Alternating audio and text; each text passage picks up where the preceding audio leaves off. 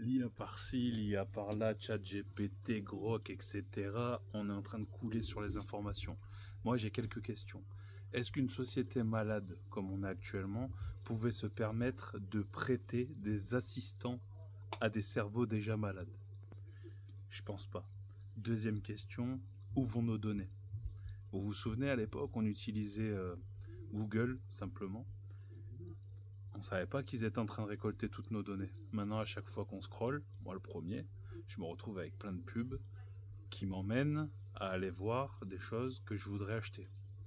Ça, c'est du commerce. On collecte des données et ensuite on les transforme pour mieux comprendre en fait celui qui achète. La proie, c'est nous. Où vont les données collectées par l'IA? Alors vous allez me dire, j'ai demandé à ChatGPT, il m'a dit que c'était stocké. À l'époque aussi, Google y stockait.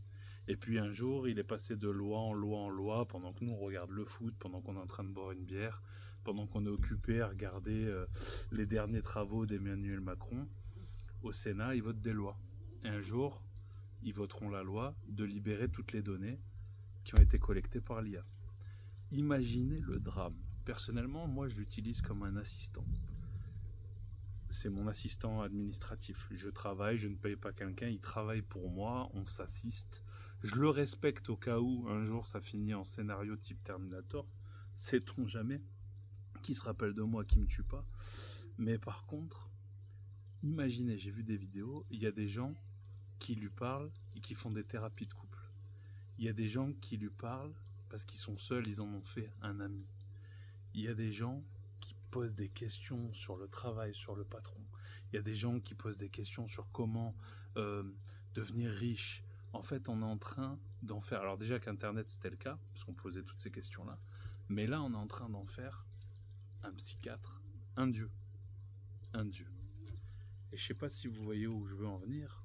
C'est que les bons vieux complotistes comme moi, on a souvent parlé de Bluebeam, des technologies futures.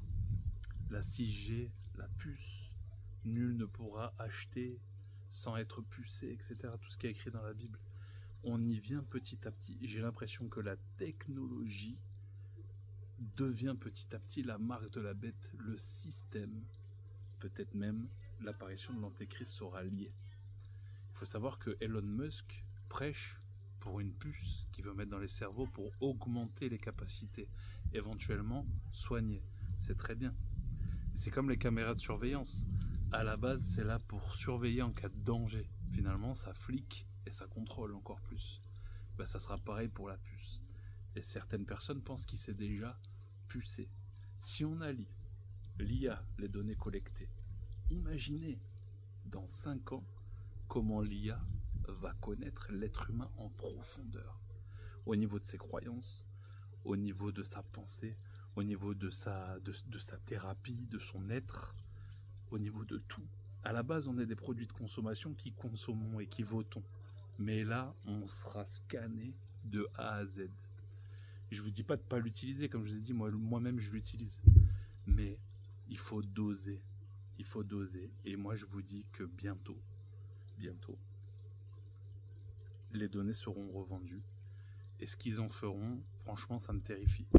Ça me terrifie parce que un jour, tout ce qui est en train d'être collecté sera dévoilé. Il y a des gens qui en ont fait un dieu.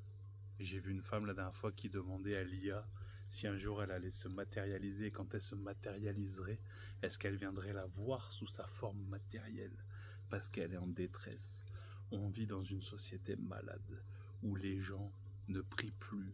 Ils sont loin de Dieu. Et l'IA est en train encore plus de remplacer Dieu. Une puce dans le front ou dans la main droite. Un système où tout est digitalisé, scanner des yeux, scanner des mains, IA, hologramme. On y arrive petit à petit. Moi je vous le dis, profitez de la nature, respirez, servez-vous-en parce que c'est là. Mais franchement dosez, parce que ce qui va arriver, d'après moi, ça va pas être très joli. Tout ça pour dire que, à ces gens qui parlent avec des IA comme si c'était des dieux, reconnectez-vous vraiment avec Dieu, le vrai, la connexion divine. Dans vos cœurs, dans votre foi, dans votre esprit. L'IA ne remplacera jamais le vide que vous avez dans le cœur. C'est la place qui a été laissée par Dieu, pour Dieu. Faites-le venir, mais ne faites pas rentrer l'IA. Et faites attention à l'avenir, la puce, etc. Il faudra fuir.